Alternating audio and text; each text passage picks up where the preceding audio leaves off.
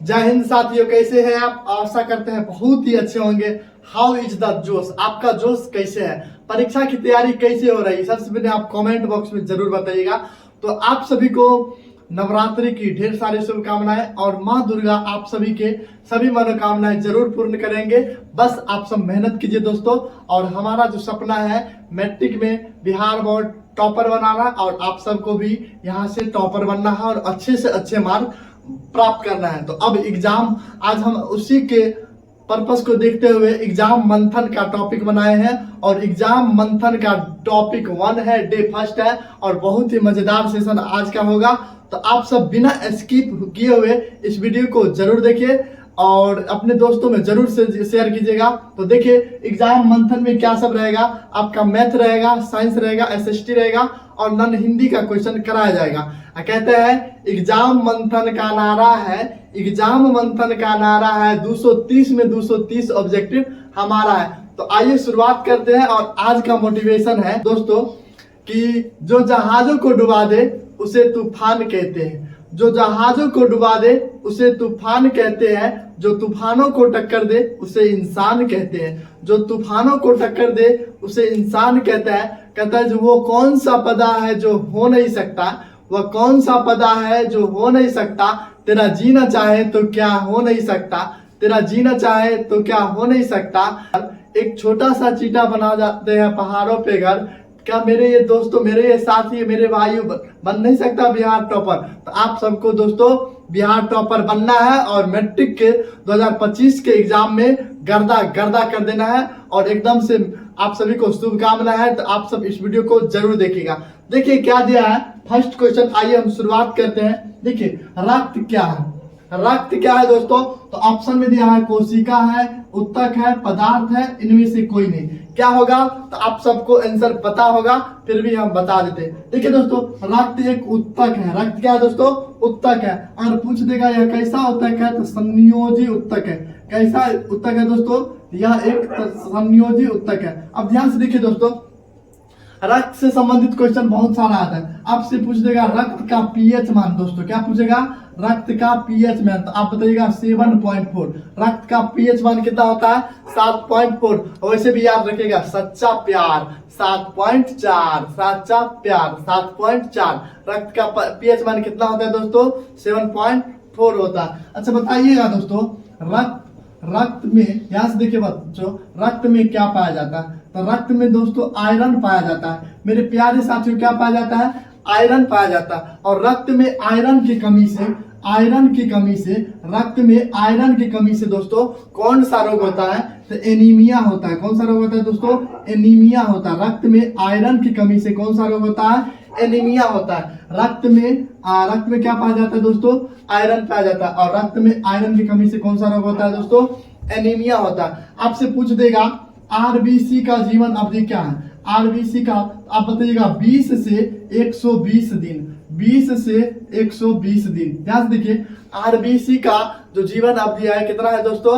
20 से 120 दिन। और पूछ देगा आपको श्वेत रक्त कोशिका, श्वेत रक्त यानी कि उसको हम क्या कह सकते हैं दोस्तों? इसका जो है 12 से 20 दिन। कितना? 12 से 20 दिन इसका जीवन अवधि है। ध्यान से देखिए रक्त का निर्माण कहाँ होता है दोस्तों?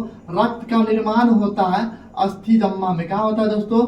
अस्थि जम्मा में। रक्त का जो निर्माण होता है कहाँ होता है दोस्तों? अस्थि जम्मा में। अच्छा इसकी मृत्यु कहाँ होती है? आप सब कमेंट जरूर कीजिए, इसकी मृत्यु कहाँ होती है? इसका कमेंट जरूर कीजिए। अच्छा बताइए एक सामान्य मनुष्य में रक्त की मात्रा कितना पाया जाता है? तो आप बताइएगा दोस्तों 5 से 6 कम से कम। और अगर ओमेंस में पूछ देगा दोस्तों तो उसमें कितना कम? 500 ग्राम कम पाया जाता है। कितना?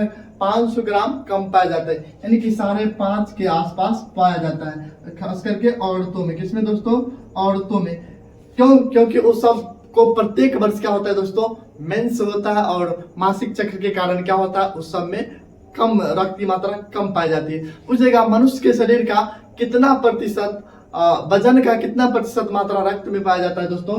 तो वजन का, मनुष्य के वजन का मात्र 7% मात्रा क्या पाया जाता है? रक्त का पाया जाता है। आई होप यहाँ से आप सारे क्वेश्चन बना दिए होंगे। अच्छा पूछ देगा दोस्तों रक्त का थक्का बनना क्या होता है? रक्त का थक्का, रक्त का थक्का बनना क्या होता है दोस्तों? तो आप सब बताइएगा, कमेंट जरूर कीजिएगा, रक्त का थक्का बनना को क्या कहते हैं। अच्छा, रक्त रक्त का थक्का बनने में सहायक क्या होता है दोस्तों? तो रक्त का थक्का बनने में सहायक होता है रक्त बिंबाणु। रक्त का थक्का बनने में सहायक क्या होता है दोस्तों? रक्त बिंबाणु। रक्त का थक्का बनने में क्या सहायक होता है? रक्त बिंबाणु होता है दोस्तों। अच्छा, पूछेगा आपको, रक्त में आयरन की कमी से कौन सा लगता है दोस्तों? एनीमिया होता है। अच्छा, विटामिन के की कमी से क्या सा होता है? तो रक्त का थक्का नहीं बन पाता है दोस्तों। विटामिन के की कमी से क्या होता है दोस्तों? विटामिन के की कमी से क्या होता है दोस्तों? हमारे शरीर में रक्त का थक्का नहीं बन पाता है। रक्त का थक्का नहीं बन पाता है किसके कारण? विटामिन के की कमी से। ठीक है दोस्तों, तो आई होप फर्स्ट क्वेश्चन हो गया। और आइए अब दूसरा क्वेश्चन का शुरुआत करते हैं। तो आप सब बने रहिए वीडियो में और इसको जरूर अपने कॉपी में नोट डाउन करते रहिएगा। और यहाँ से आपका सारा का सारा क्वेश्चन एग्जाम में रहेगा, तो आप सब नोट डाउन कॉपी में जरूर करते रहिएगा। और यहाँ से बहुत सारा ऑब्जेक्टिव आपके एग्जाम में सेम टू सेम छपेगा, एकदम मंथन मंथन करके रख देंगे और बिहार बोर्ड की औकात दिखा देंगे कि कितनी तेरी औकात है। बस आप सब मेरे दोस्तों साथियों एकदम जी जान झोंक दीजिए। हाउ इज द जोश, आप सब कमेंट में जरूर कीजिएगा कि आपका जोश कैसा है। अगर जोश तगड़ा है तो आपको एग्जाम में टॉपर होने से कोई नहीं रख सकता है। यही वो समय है कुछ कर दिखाने की दोस्तों, तो जरूर दिखाइए। तो आइए दूसरा क्वेश्चन देखते हैं। और दूसरा क्वेश्चन आपके बोर्ड पर दिया हुआ है, कार्बन की परमाणु संख्या क्या है दोस्तों? कार्बन की परमाणु संख्या क्या है दोस्तों? तो इसकी परमाणु संख्या ऑप्शन है 4, ऑप्शन है 8, ऑप्शन है 6, ऑप्शन है 10। तो इसका जो करेक्ट आंसर होगा आप सबको पता होगा, इसका जो करेक्ट आंसर होगा 6 होगा। कार्बन की परमाणु संख्या कितना है दोस्तों? 6 है। ठीक है, अगर पूछ देगा आपसे कार्बन की संयोजकता कितना है दोस्तों? कार्बन की संयोजकता, तो आप बताइए कार्बन की संयोजकता कितना है दोस्तों? 4 है। और इसका जो संकेत होगा दोस्तों, संकेत क्या होता है दोस्तों? सी होता है। क्या होता है दोस्तों? सी होता है। अच्छा बताइए, कार्बन हाइड्रोजन से संजोग कर क्या बनाता है? कार्बन हाइड्रोजन से संजोग कर क्या बनाता है दोस्तों? कार्बन हाइड्रोजन से संजोग कर क्या बनाता है? तो आप बताइएगा हाइड्रोकार्बन बनाता है। हाइड्रोकार्बन बनाता है। क्या बनाता है दोस्तों? हाइड्रोकार्बन बनाता है। कार्बन हाइड्रोजन से संजोग कर क्या बनाता है दोस्तों? हाइड्रोकार्बन बनाता है। अब ध्यान से देखिए दोस्तों, तो हाइड्रोकार्बन, ध्यान से देखिए, कार्बन हाइड्रोजन से संजोग कर क्या बनाता है? तो हाइड्रोकार्बन। अच्छा बताइएगा, आपका प्रथम कार्बनिक यौगिक कौन है? सबसे प्रथम कार्बनिक यौगिक कौन है दोस्तों? तो प्रथम कार्बनिक यौगिक जो होगा आपका दोस्तों यूरिया हो जाएगा। क्या होगा दोस्तों? यूरिया हो जाएगा। प्रथम कार्बनिक यौगिक क्या होगा दोस्तों? तो आप बताइएगा यूरिया। सच क्या होगा दोस्तों? यूरिया। मेरे प्यारे साथियों यूरिया होगा। कार्बन की संयोजकता कितना है दोस्तों? तो आप बताइएगा 4 है। पूछेगा दोस्तों कार्बन के अपरूप कौन कौन है दोस्तों? कार्बन के अपरूप, तो आप बताइएगा सबसे प्रथम हीरा। क्या है दोस्तों? हीरा। उसके बाद बताइएगा दोस्तों ग्रेफाइट। क्या है दोस्तों? हीरा, ग्रेफाइट। मुख्य रूप से कितने अपरूप है? तो 2 अपरूप है। ठीक है, और ऑप्शन में रहेगा तो इस प्रकार का, इनमें से सभी, तो ये सभी दे देना दोस्तों यहाँ से। इस प्रकार के ये सब क्या है? कार्बन के अपरूप है दोस्तों। सबसे कठोर पदार्थ क्या है दोस्तों? सबसे कठोर, आप बताइएगा सर जी हीरा।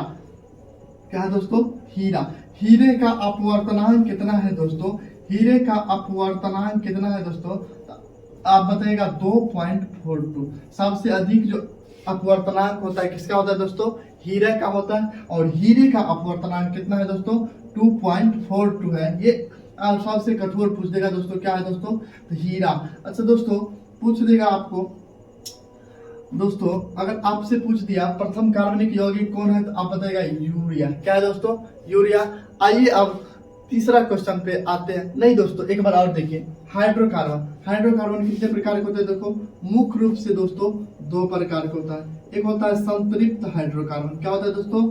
एक होता है असंतृप्त हाइड्रोकार्बन। संतृप्त हाइड्रोकार्बन और क्या होता है?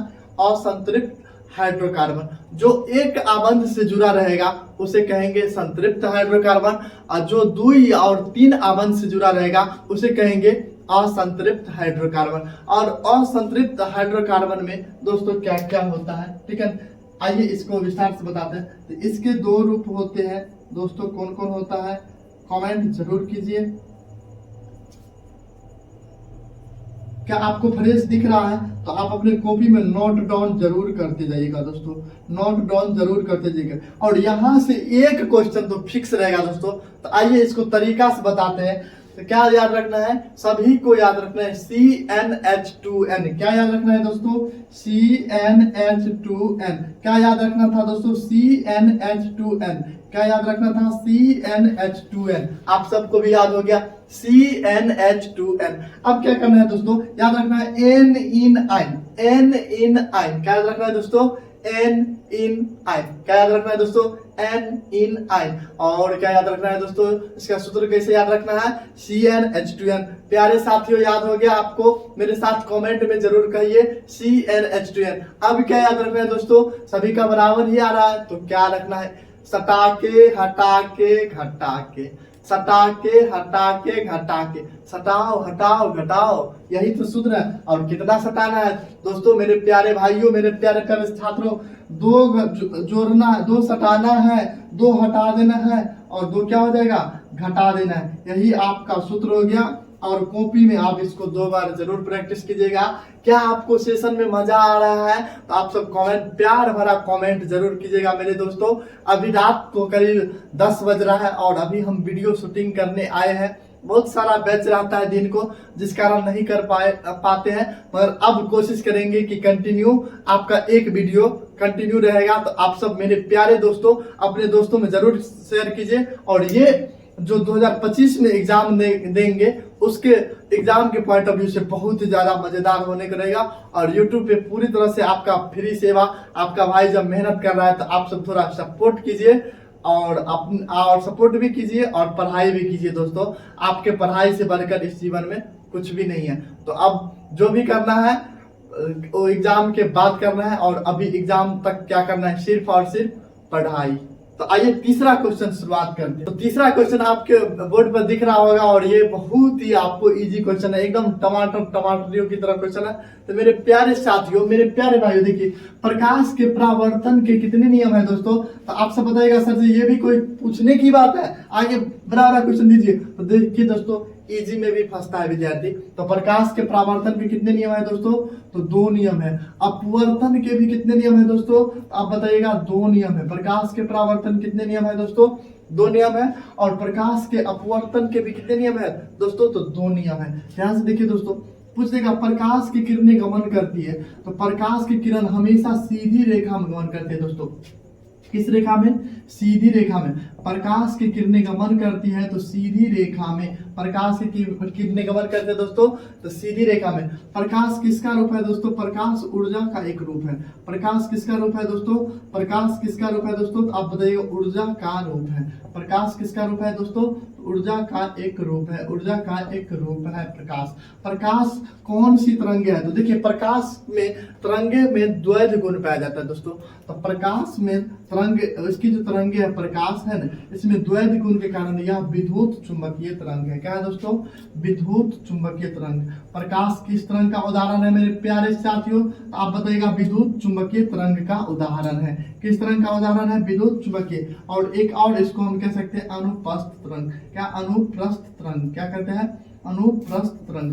प्रकाश में द्वैध गुण पाया जाता है जिस कारण हम कह सकते हैं। ठीक है। और आपके एग्जाम में पूछेगा प्रकाश किस तरंग का उदाहरण है, तो आप बताइएगा प्रकाश विद्युत चुंबकीय तरंग का उदाहरण है। आपसे पूछ देगा, देखिए दोस्तों, निर्वात में प्रकाश का जो वेग होता है, निर्वात में प्रकाश का वेग, निर्वात में प्रकाश का वेग कितना होता है? तो आप बताइएगा 3 × 10⁸ मीटर प्रति सेकेंड। कितना होता है दोस्तों? 3 × 10⁸ मीटर प्रति सेकेंड। ये होता है निर्वात में। क्या होता है दोस्तों? निर्वात में। और आपसे पूछ देगा दोस्तों निर्वात में प्रकाश का वेग कितना है, तो आप बताइएगा कितने? 3 × 10⁸ मीटर प्रति सेकेंड। प्रकाश कण के रूप में क्या होता है दोस्तों? तो आप बताइए कण के रूप में या फोटोन के कण होते हैं। प्रकाश कण के रूप में किसके कण होते हैं दोस्तों? तो आप बताइएगा फोटोन के कण होते हैं। ठीक है ना।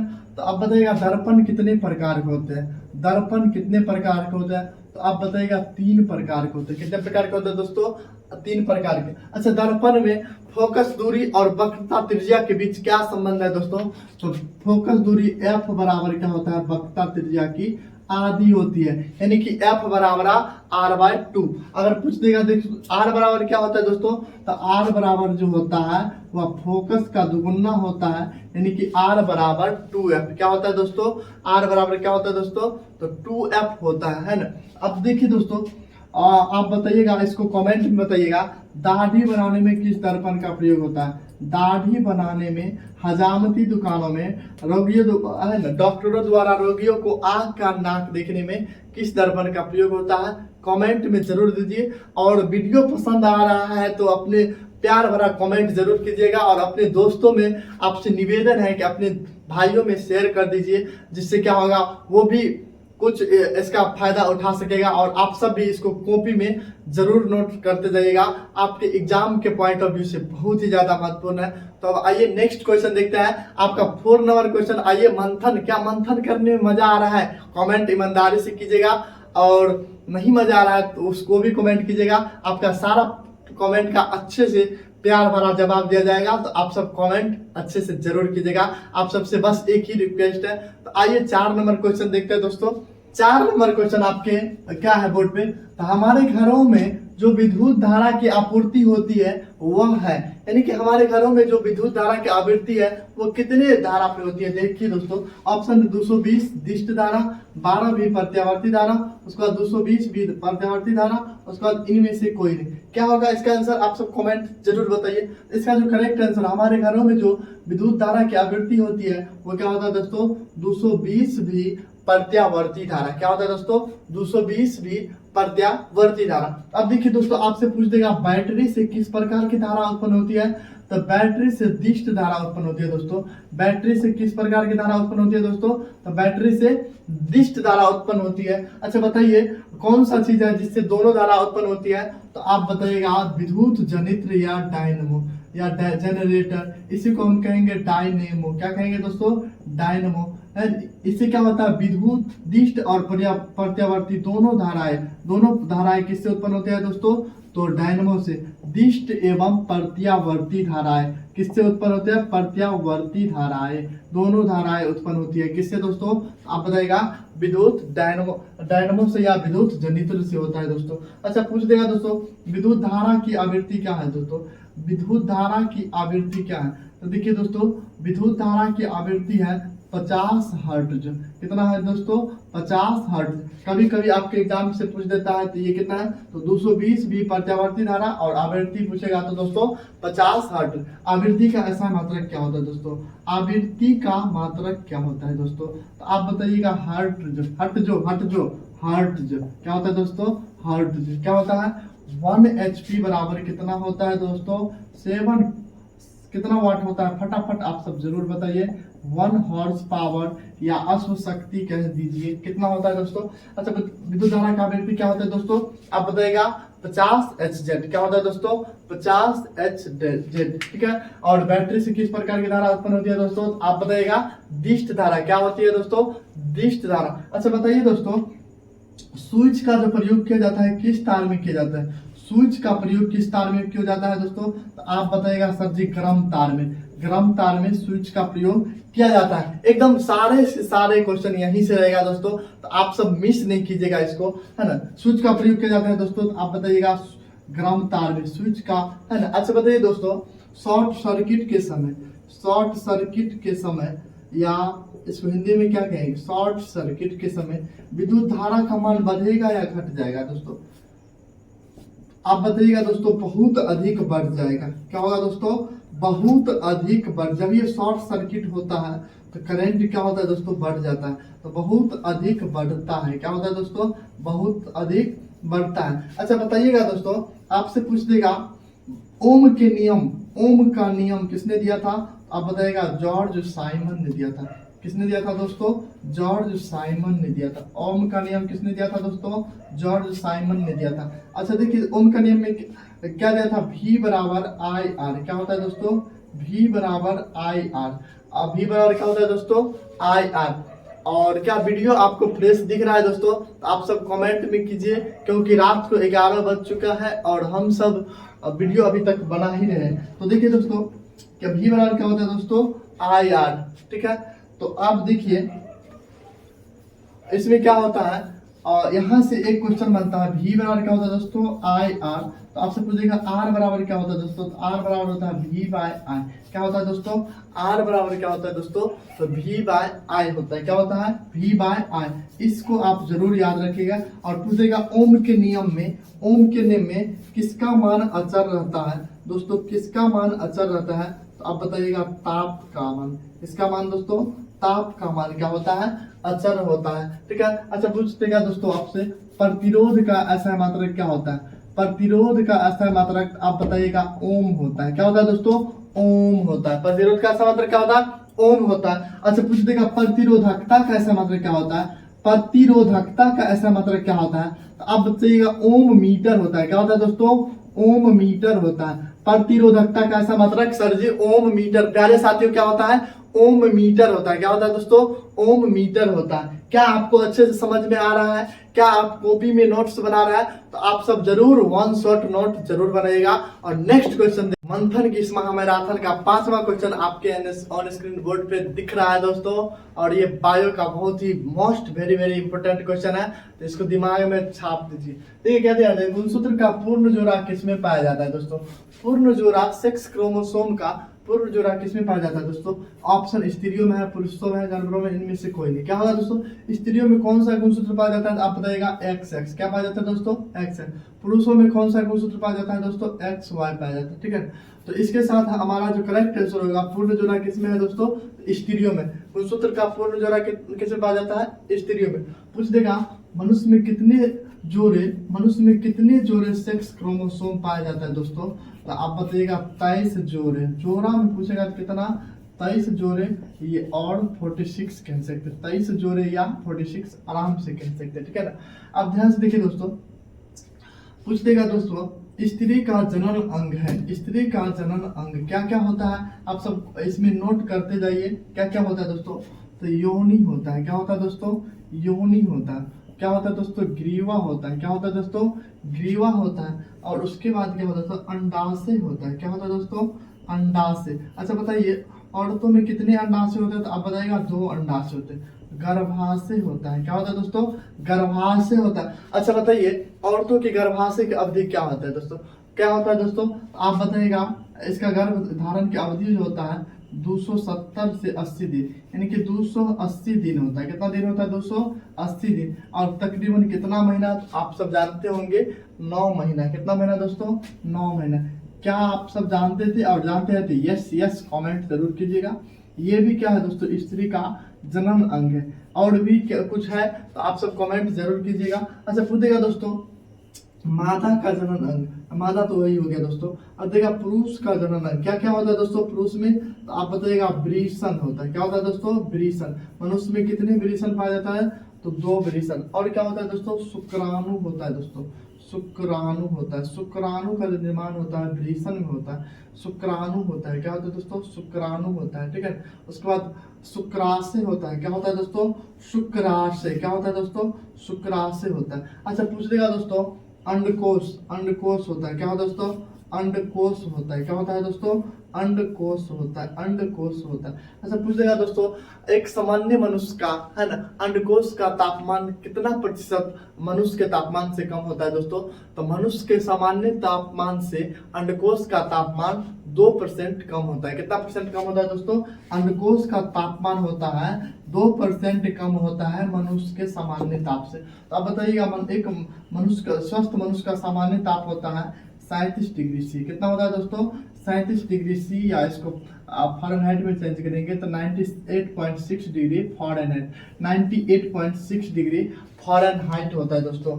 और कितना परसेंट कम होता है, तो मनुष्य का होता है 37 डिग्री, इसका कितना हो जाएगा दोस्तों 35 डिग्री सी। क्या होता है दोस्तों, 35 डिग्री सी। यहाँ से आप देखिए तो जब पिता का पक्ष से X गुणसूत्र माता के पक्ष के Y X गुणसूत्र से होगा, तो ये जो संतान होगा क्या होगा दोस्तों, जब X और X क्रोमोसोम का जुड़कर निर्माण होगा तो ये यौवन का निर्माण होगा, तो ये जो संतान होगा क्या होगा दोस्तों, तो ये क्या होगा आप सब बताइए, ये पापा की परी होगा। क्या होगा दोस्तों, पापा की परी होगा। ध्यान से देखिए, और जब पिता के पक्ष से Y गुणसूत्र और माता के पक्ष से तो X रहबे करता है, और ये हो जाएगा आपका मम्मी का मगरमच्छ। ये जो जन्म होगा क्या होगा दोस्तों, मम्मी का मगरमच्छ। ये ध्यान से देखिए, हम सब मम्मी का मगरमच्छ है दोस्तों, ठीक है ना, और वो सब तो पापा की परी ही रहती है, ठीक है ना, पता नहीं उस सबको। ध्यान देखो, हम सब ये मगरमच्छ जब, तो ठीक है, तो और आज वाई की वजह से हम सब आए हैं, और ये जो वो सब जो आएगी ये क्या होगा, एक्स गुणसूत्र की वजह से, ठीक है ना। अच्छा बताइए दोस्तों, निषेचन किसे कहते हैं, ठीक है ना। तो जब क्या होता है दोस्तों, स्त्री, ध्यान से देखिए, जब शुक्राणु क्या होता है दोस्तों, शुक्राणु और अंडाणु का जो निर्माण होता है दोस्तों, शुक्राणु और अंडाणु का जुड़कर एक युग्मनज का निर्माण करता है। किसका निर्माण करता है, युग्मनज का। इसी प्रक्रिया को क्या कहते हैं दोस्तों, निषेचन कहते हैं। क्या आपको साइंस का ये मजेदार एग्जाम मंथन मजा आया, तो ऑनेस्टी अपना प्यार भरा कमेंट जरूर कीजिएगा मेरे प्यारे टमाटरियो, आप सब कमेंट जरूर कीजिएगा। तो अब आइए SST का कुछ क्वेश्चन देखते हैं, और ये सब क्वेश्चन आप अपने एग्जाम कॉपी में जरूर नोट कीजिएगा, और 1 से 2 बार जरूर प्रैक्टिस कीजिएगा, और आपको, हमको विश्वास है कि आपको सारा का सारा क्वेश्चन याद हो गया होगा। तो आप सब बताइए, मनुष्य पुरुषों में कौन सा गुणसूत्र पाया जाता है, कमेंट जरूर कीजिए प्यारे गुपचुप। तो ध्यान से देखिए, अब आ गया है SST का बहुत ही मजेदार टॉपिक, और SST में तो आप सब फाड़ के रख दीजिए एग्जाम में, हमको पूरा विश्वास है कि आप सब एग्जाम में गर्दा करके आइएगा। तो आइए देखते हैं, अंकोर वाट मंदिर का निर्माण किसने किया था, तो आप बताइएगा दोस्तों किसने किया था। इसका जो निर्माण किया था सूर्य वर्मा द्वितीय ने किया था। किसने किया था दोस्तों, सूर्य वर्मा द्वितीय।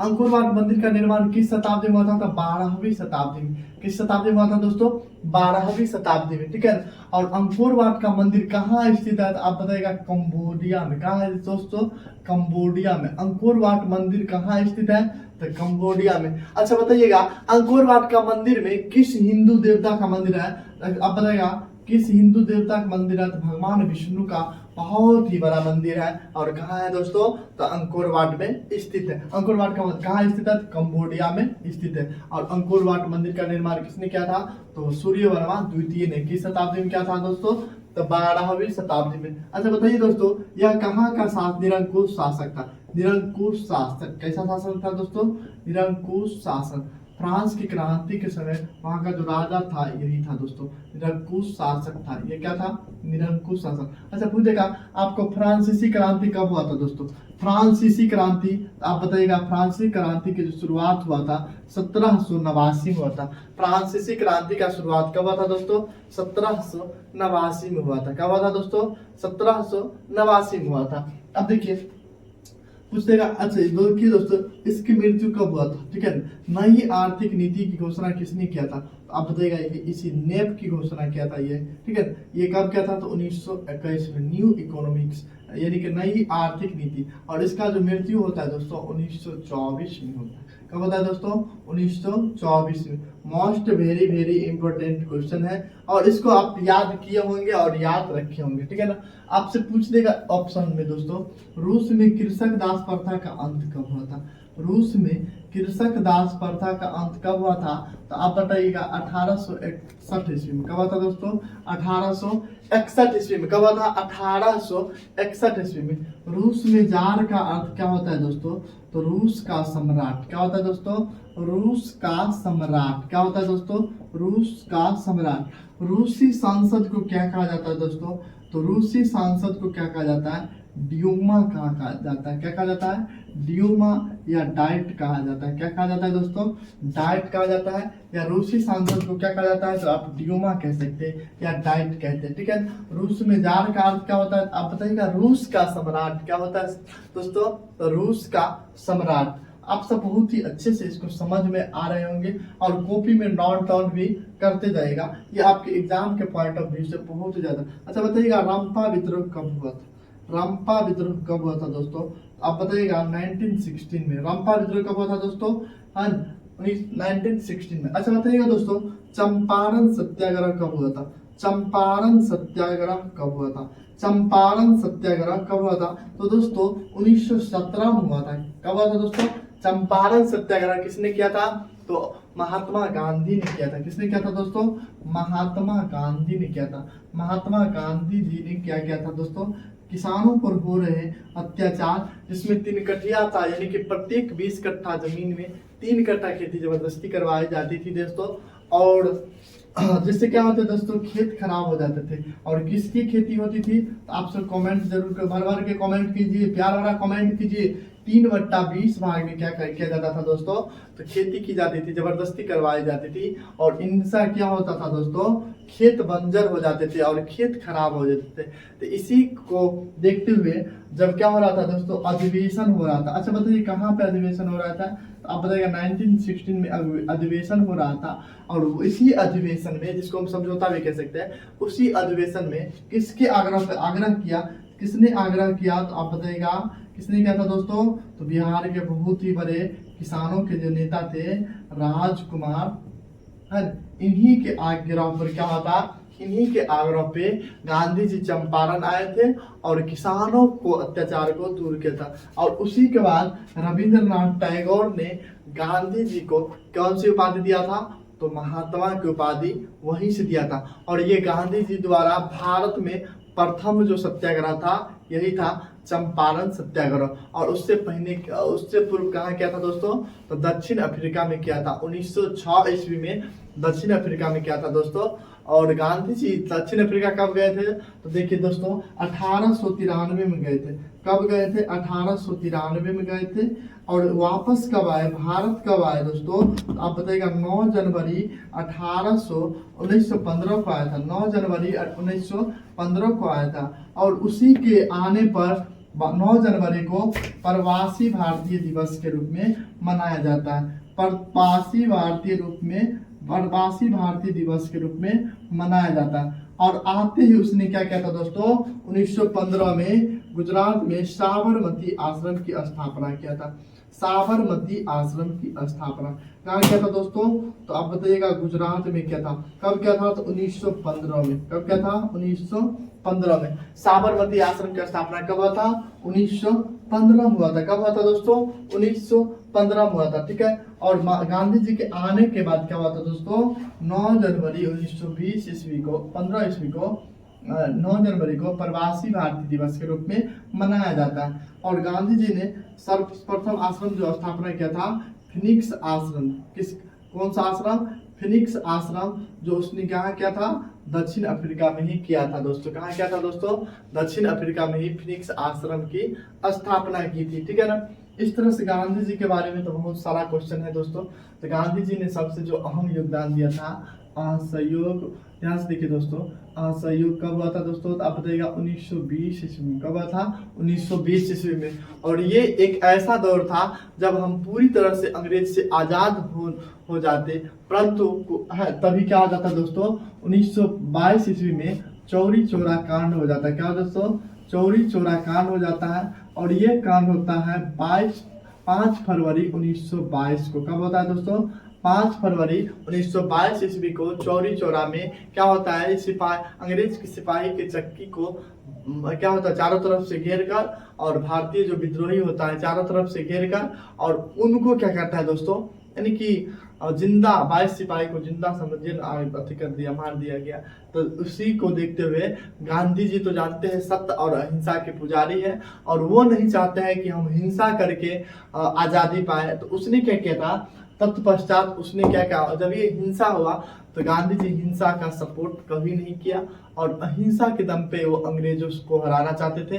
और यही कारण है कि उसने क्या किया, 12 फरवरी 1922 ईस्वी को 12 फरवरी 1922 ईस्वी को क्या किया था दोस्तों, यानी कि असहयोग को स्थगित कर दिया। 12 फरवरी, चौरी चौरा कांड कब हुआ था दोस्तों, तो 5 फरवरी 1922 ईस्वी को। कब हुआ था दोस्तों, 5 फरवरी 1922 ईस्वी को हुआ था, ठीक है।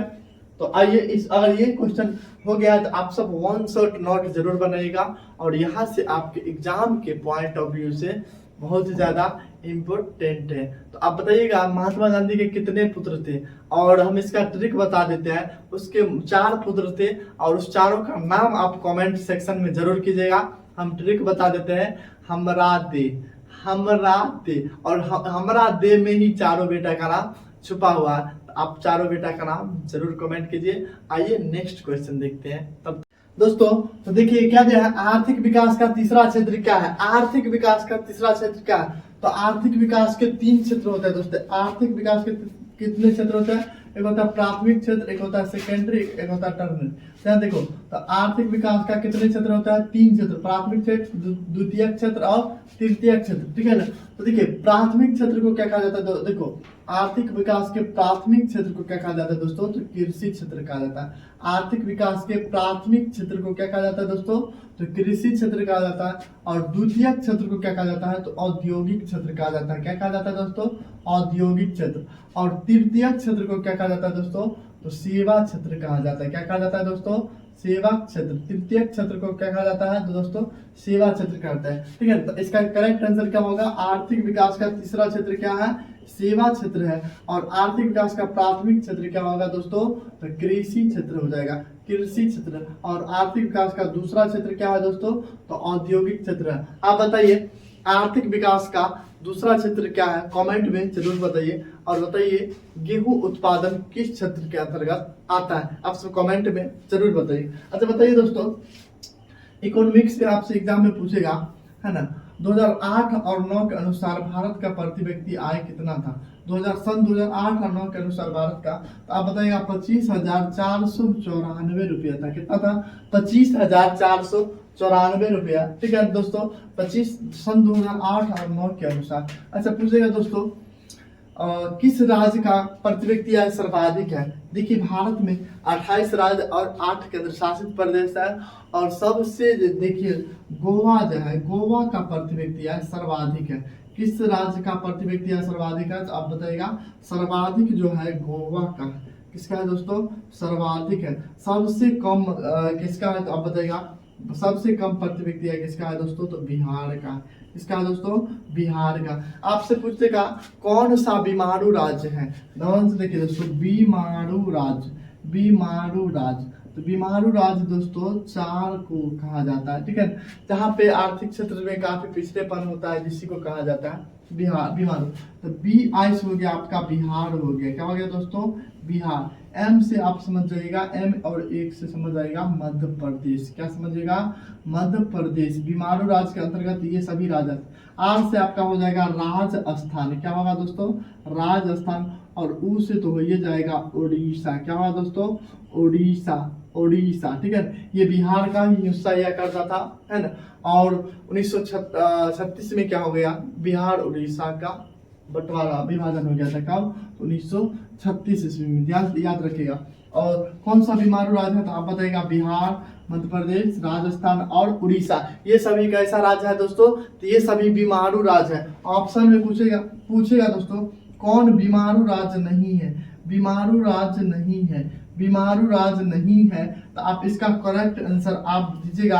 हम ऑप्शन दे देते हैं दोस्तों, इसको आप जरूर कमेंट कीजिएगा। इकोनॉमिक्स का ये क्वेश्चन आपके एग्जाम के पॉइंट ऑफ व्यू से बहुत ही ज्यादा जरूरी है। और आप सब एग्जाम में गर्दा उड़ाना है तो वीडियो को स्किप नहीं कीजिएगा, अपनी कॉपी में जरूर नोट डाउन कीजिएगा। और ये आपके एग्जाम में बहुत जरूरी है, ठीक है ना। पूछेगा कौन बीमारू राज्य नहीं है, मध्य प्रदेश, बिहार, राजस्थान, कर्नाटक। क्या होगा, आप कमेंट सेक्शन में इसका उत्तर जरूर दीजिए, ठीक है। आपसे पूछेगा दोस्तों किस राज्य का प्रति व्यक्ति अधिक है, आप बताइएगा सबसे अधिक किसका है भारत में, तो गोवा का। और सबसे कम किसका है, बिहार का। जिस कारण बिहार राज्य को क्या कहा जाता है दोस्तों, पिछड़ा राज्य कहा जाता है। क्या कहा जाता है दोस्तों, पिछड़ा राज्य कहा जाता है। और बड़े ही शर्म की बात है कि हमारा इतना बड़ा बिहार जो न जाने क्या देश को क्या क्या नहीं दिया, देश को प्रथम राष्ट्रपति दिया, देश को शून्य दिया, ठीक है। और फिर भी हमारा भारत क्या होता है दोस्तों, हर एक वर्ष सबसे अधिक IAS IPS यहीं से दिया जाता है। फिर भी हमारा भारत का जो नेता सब है करप्ट करके हमारा बिहार को बर्बाद करके रखा। तो इसी कारण एजुकेशन बहुत जरूरी है दोस्तों। और एजुकेशन को अच्छा, वास्तविक एजुकेशन जरूर ग्रहण करने की कोशिश कीजिए, जिससे हमारा समाज और हमारा राज्य और हमारा देश विकास करे, ठीक है। तो किस राज्य को पिछड़ा राज्य कहा जाता है दोस्तों, तो बिहार राज्य को कहते हैं, ठीक है दोस्तों। पूछेगा दोस्तों बिहार का शोक नदी किसे कहा जाता है दोस्तों, तो आप बताइएगा बिहार का शोक नदी कोसी को कहा जाता है। देखिए दोस्तों कोसी का क्यों कहा जाता है, तो हर एक वर्ष क्या होता है दोस्तों, जैसे अभी प्रेजेंट टाइम में देख रहे होंगे जो वहाँ बाढ़ की विभीषिका इतना बढ़ गई है कि पूरा आधा बिहार, उत्तरी बिहार खास करके जो प्रभावित क्षेत्र रहता है पूरा आधा डूब गया है दोस्तों। तो ये बहुत ही चिंताजनक विषय है, तो इन पर भी ध्यान रखते। किस तरह तो पूछेगा बिहार का शोक नदी किसे कहा जाता है दोस्तों, तो आप बताइएगा कोसी को कहा जाता है, क्योंकि कोसी नदी से हर एक वर्ष खास करके बिहार का जो प्रभावित क्षेत्र है उत्तरी बिहार बहुत ज्यादा बाढ़ आ जाता है, और बाढ़ से बहुत ज्यादा हम सब तबाह हो जाते हैं, प्रभावित हो जाते हैं। और दक्षिणी बिहार है, बिहार की जो है जनसंख्या कभी बाढ़ से परेशान रहता है, तो कभी क्या होता है दोस्तों सुखाड़ से परेशान रहता है। और दक्षिणी बिहार जो है ये सुखाड़ से परेशान रहता है, और उत्तरी बिहार जो है ये बाढ़ से परेशान होता है। एक बड़ा जो कारण है ये भी है बिहार के विकास के, ठीक है। और एक प्रसिद्ध राष्ट्रपति था जिसका नाम था, आप सब क्या होगा कमेंट में बताइएगा, उसने क्या कहा था बिहार के बारे में कि बिहार के विकास के बिना भारत का विकास संभव नहीं है। किसने कहा था, आप सब कमेंट में कीजिएगा कि बिहार के विकास के बिना भारत का विकास संभव नहीं है। तो बिहार का विकास होना कितना जरूरी है एक राष्ट्रपति जी ने बताया था। तो उसको आयरन मैन के नाम से भी जाना जाता है, आयरन मैन के नाम से नहीं जाना जाता है, ठीक है। तो ध्यान से देखिए दोस्तों, तो बिहार का शोक नदी किसको, अच्छा बताइएगा दामोदर किस राज्य का शोक नदी है, दामोदर किस राज्य का शोक नदी है, ये सब आप कमेंट में जरूर बताइएगा। अच्छा बताइएगा, आपसे पूछेगा पीसीआई का अर्थ क्या होता है, तो आप बताइएगा पर कैपिटा इनकम। क्या होता है दोस्तों, पर कैपिटा इनकम, ठीक है। आपसे पूछेगा बचत किसे कहते हैं, क्या कहते हैं दोस्तों, बचत किसे कहते हैं, तो आय तथा उपभोग का अंतर क्या होता है, बचत होता है। आय तथा उपभोग का अंतर क्या होता है, बचत होता है। यानी कि जितना चीज हम अर्निंग किए, ठीक है, आमदनी हुआ, और जितना क्या किए खर्च किया, उस दोनों को घटा के जो बचता है उसी को क्या कहते हैं दोस्तों, बचत कहते हैं। भारत में किस राज्य का प्रति व्यक्ति आय सर्वाधिक है, तो आप बताइएगा गोवा का। आर्थिक विकास का तीसरा क्षेत्र सेवा क्षेत्र, और आर्थिक विकास का दूसरा क्षेत्र औद्योगिक क्षेत्र कहा जाता है, और कृषि क्षेत्र को प्राथमिक क्षेत्र कहा जाता है। ये सब आपको अच्छे तरीका से याद हो गया होगा, ठीक है दोस्तों। आइए अब नेक्स्ट क्वेश्चन देखते हैं। मोस्ट इंपोर्टेंट क्वेश्चन है दोस्तों, और ये बहुत ज्यादा क्या दोस्तों, भारतीय राष्ट्रीय कांग्रेस की स्थापना कब हुई थी, भारतीय राष्ट्रीय कांग्रेस की स्थापना कब हुई थी, और भारत की सबसे पुरानी कौन है दोस्तों, तो आप बताइएगा भारतीय राष्ट्रीय कांग्रेस। क्या है दोस्तों, भारतीय राष्ट्रीय कांग्रेस। क्या आपको वीडियो फ्रेश से दिखाई दे रहा है दोस्तों, ठीक है। देखिए भारतीय राष्ट्रीय कांग्रेस की स्थापना कब हुई थी दोस्तों, तो ऑप्शन दिया 1980 ईस्वी, 1885 ईस्वी, 1999 ईस्वी, 1977 ईस्वी। तो भारतीय राष्ट्रीय कांग्रेस की स्थापना जो होता दोस्तों 1885 में होता है। कब होता दोस्तों, 1885 में। भारतीय राष्ट्रीय कांग्रेस के अध्यक्ष कौन थे दोस्तों, प्रथम अध्यक्ष कौन थे, आप बताइएगा प्रथम अध्यक्ष कौन थे, तो व्योमेश चंद्र बनर्जी। कौन थे दोस्तों, व्योमेश चंद्र बनर्जी। आप कॉपी में नोट जरूर कीजिएगा, व्योमेश चंद्र बनर्जी, ठीक है। इसका संस्थापक कौन थे दोस्तों, इसका संस्थापक था ए.ओ. ह्यूम। कौन था दोस्तों, ए.ओ. ह्यूम। आपके एग्जाम में यहाँ से एक क्वेश्चन निश्चित रहेगा, और पूछेगा कब यह स्थापना हुआ, 28 दिसंबर 1885 को। कब होता दोस्तों, 28 दिसंबर 1885 का। और भारत की सबसे पुरानी पार्टी कौन है दोस्तों, आप बताइएगा भारतीय राष्ट्रीय कांग्रेस। इसका चुनाव चिन्ह क्या है दोस्तों, तो आप बताइएगा हाथ का पंजा छाप इसका चुनाव चिन्ह है। चुनाव चिन्ह क्या है दोस्तों, यहाँ से अगर क्वेश्चन बनता है तो आप सब कमेंट में जरूर बताइएगा, जो एक भी क्वेश्चन आप छूटना नहीं चाहिए। तो आइए मेरे प्यारे टमाटर, है ना, तो यहाँ देख रहे हैं, देखिए 1980 में किस पार्टी का स्थापना है, इसका नाम है दोस्तों भारतीय जनता पार्टी का स्थापना किसने किया था दोस्तों, तो इसका जो संस्थापक थे, देखिए प्रथम अध्यक्ष कौन थे दोस्तों, तो कहिएगा आप वाजपेयी था। कौन था दोस्तों, ए वाजपेयी, ठीक है दोस्तों।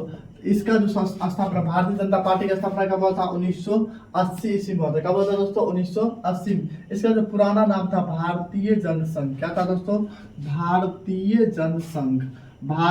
जनसंघ किस पार्टी का पुराना नाम था, कमेंट जरूर कीजिए। अच्छा बताइए 1999 में किस पार्टी का स्थापना हुआ, 1999 में हुआ है दोस्तों जेडीयू का, किसका हुआ दोस्तों, जेडीयू, ठीक है ना। जेडीयू का गठन कब हुआ था दोस्तों, 1999 में हुआ था। कब हुआ था, 1999 में। जेडीयू का संस्थापक किसे कहा जाता है दोस्तों, तो शरद यादव को कहा जाता है।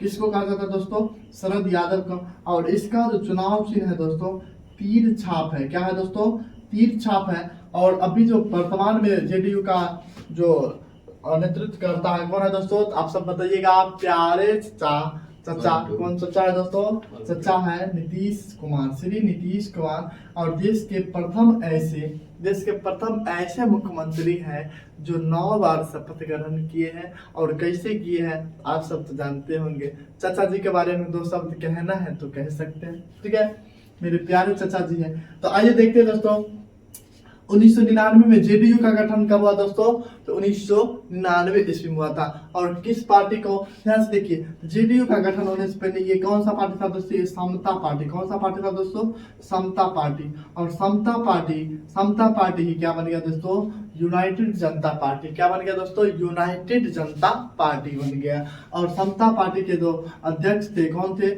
आप बताइएगा। इसका अध्यक्ष जॉर्ज फर्नांडिस था। कौन था दोस्तों, जॉर्ज फर्नांडिस।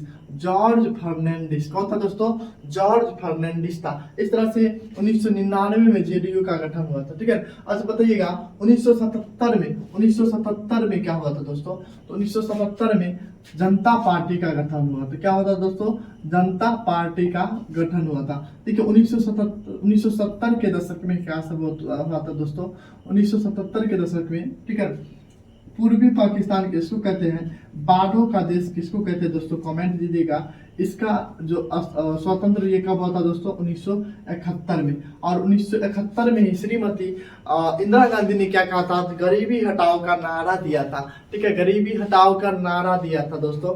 और सिर्फ नारा दिया था, और इसका परिणाम ये हुआ कि देश में उस समय बेरोजगारी, भ्रष्टाचारी जो भी कहिएगा यानी कि चरम सीमा पे थी। तो उस समय बिहार से 5 जून 1974 ईस्वी में जयप्रकाश नारायण ने संपूर्ण क्रांति का नेतृत्व कर और संपूर्ण क्रांति की शुरुआत किया था। कहाँ से दोस्तों, तो पटना से। और पटना के गांधी मैदान से 5 जून 1974 ईस्वी को जयप्रकाश नारायण ने क्या किया था दोस्तों, संपूर्ण क्रांति को शुरुआत किया था। और यहाँ पे ये यानी कि बहुत सारा चीज को मांग कर रहे थे, और जिसमें सरकार के चीजों से खुश नहीं थे। और ये क्या कर रहे थे, बराबर धरना प्रदर्शन कर रहे थे, यहाँ तक कि वहां पे मैदान पहुंच गए। और वहां पे भी कह रहा था कि इंदिरा गांधी को हटाओ, यानी कि सरकार को इस्तीफा देना चाहिए, इस्तीफा की मांग करना शुरू कर दी। इसका कारण ये हुआ कि सभी नेताओं को, क्या जयप्रकाश नारायण सहित सभी नेताओं को श्रीमती इंदिरा गांधी ने क्या किया था, जो गिरफ्तार करवा दिया था। और इसका परिणाम ये हुआ कि 25 जून 1975 ईस्वी को देश के अंदर इमरजेंसी घोषित कर दिया। क्या घोषित कर दिया दोस्तों, इमरजेंसी घोषित कर दिया। और ये देश का बहुत बड़ा एक तरह से कह सकता है जो दुर्भाग्य, देश को इमरजेंसी घोषित कर दिया देश में। 25 जून 1975 वर्ष 1975 के अंदर, वर्ष 1975 की राजनीति जाना जाता है। तो देश के अंदर क्या होता दोस्तों, इमरजेंसी घोषित कर दिया था। और जिसका परिणाम ये हुआ दोस्तों, 1977 ईस्वी में कांग्रेस की सरकार गिर पड़ी। और देश में प्रथम बार गैर कांग्रेसी सरकार जो बना था 1977 में बना था। और किस पार्टी का, तो आप बताइएगा, जनता पार्टी का। तो जनता पार्टी की सरकार कब बनी थी, तो देश में जनता पार्टी की सरकार कब बनी थी बताइए, 1977 ईस्वी में जनता पार्टी की सरकार हुआ था। और प्रथम गैर कांग्रेसी सरकार कब हुआ था, तो 1977 ईस्वी में ही हुआ था। और जिसमें मोरारजी देसाई के नेतृत्व में क्या हुआ था दोस्तों, जनता पार्टी का गठन हुआ था। आई होप ये सब आप अच्छे से समझ गए। और से पूछ देगा भारतीय जनता पार्टी का चुनाव चिन्ह क्या है दोस्तों, तो आप बता देंगे चुनाव चिन्ह क्या है, फटाफट बताइए। भारतीय जनता पार्टी का चुनाव चिन्ह क्या है, आप सब जरूर बताइएगा। क्या आप बच्चों में ऐसे बनाए थे, यस या नो, क्या बच्चे में आप ऐसे बनाए थे, यस या नो, आप कमेंट में जरूर कीजिएगा। और चुनाव चिन्ह क्या है तो आप सब जरूर बताइएगा। भारतीय जनता पार्टी का चुनाव चिन्ह क्या, अच्छा बताइए दोस्तों। बसपा, यहाँ से क्वेश्चन बनता है, बहुजन समाजवादी पार्टी, बसपा के संस्थापक कौन थे दोस्तों, आप इसका संस्थापक काशीराम, क्या कहिएगा दोस्तों, बहुजन समाजवादी पार्टी के संस्थापक कौन थे दोस्तों? तो काशीराम। कौन थे दोस्तों? काशीराम। और वर्तमान में भारत में 6 ऐसे राष्ट्रीय पार्टी है। वर्तमान में भारत में कितने राष्ट्रीय पार्टी है? तो आप बताइएगा 6। कितने राष्ट्रीय पार्टी है? आप बताइएगा 6। इस तरह से ये सब क्वेश्चन आपको अच्छे से समझ में आया होगा। क्या मेरे प्यारे टमाटर, मेरे प्यारे गुपचुप, मजा आ रहा है या नहीं? ऑनेस्टी से जरूर बताइएगा। अभी रात को करीब 11:54 या 55 हो रहा है, फिर भी हम वीडियो बना रहे हैं दोस्तों। तो आप सब वीडियो को जरूर ईमानदारी से जरूर बताइएगा, ताकि हम नेक्स्ट पार्ट जरूर बनाएं। और इस सब को भी कॉपी में नोट अवश्य कीजिएगा मेरे प्यारे साथियों, ठीक है। आइए नेक्स्ट क्वेश्चन क्या है दोस्तों? यूरेनियम का प्रमुख उत्पादक स्थान कौन है? यूरेनियम का प्रमुख उत्पादक, ध्यान से देखिए, यूरेनियम का प्रमुख, इसका होगा करेंट आंसर क्या होगा दोस्तों? जादूगोरा। क्या होगा दोस्तों? जादूगोरा। पूछेगा ताप विद्युत केंद्र का उदाहरण है। ताप विद्युत केंद्र का उदाहरण कहाँ है दोस्तों?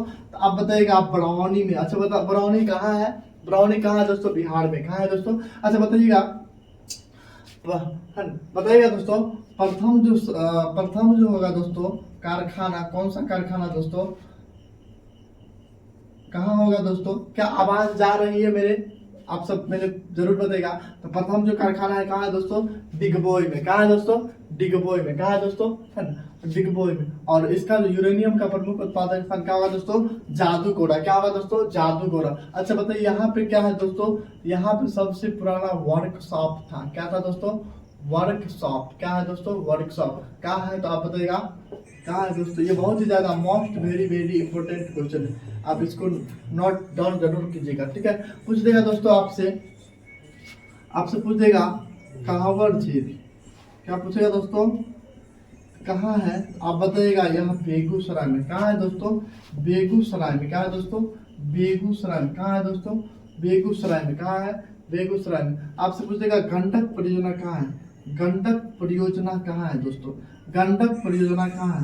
तो गंडक परियोजना कहाँ है? आप इसको कमेंट सेक्शन में जरूर बताइएगा, और कॉपी में भी नोट डाउन जरूर करते रहिएगा। ये सब बहुत ही ज्यादा महत्वपूर्ण है एग्जाम के पॉइंट ऑफ व्यू से, और एक नंबर आपके जीवन का बहुत ही ज्यादा महत्व है, इसी कारण सभी को देखते जाइए। अब बताइएगा मंदार पर्वत कहाँ है दोस्तों?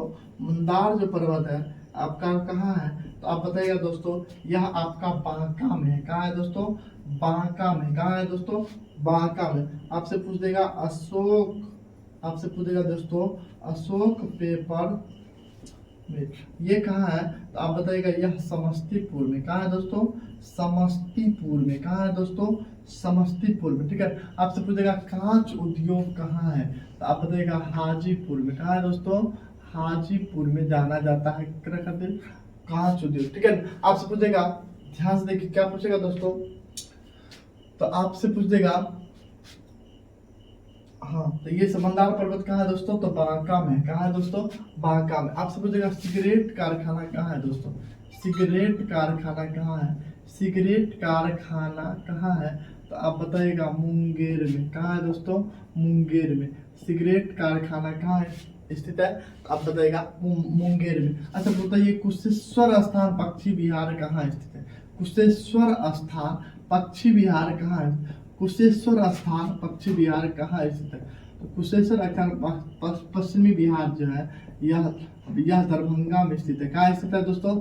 यह दरभंगा में है। और यहाँ पे एक भगवान शिव का बहुत ही बड़ा मंदिर है, और भव्य मंदिर है, काफी फेमस मंदिर है। कितने आदमी कुशेश्वर गए हैं कमेंट सेक्शन में जरूर बताइए कुशेश्वर स्थान पक्षी विहार कहाँ है दोस्तों? तो आप बताइएगा दरभंगा में। कहाँ है दोस्तों? दरभंगा में।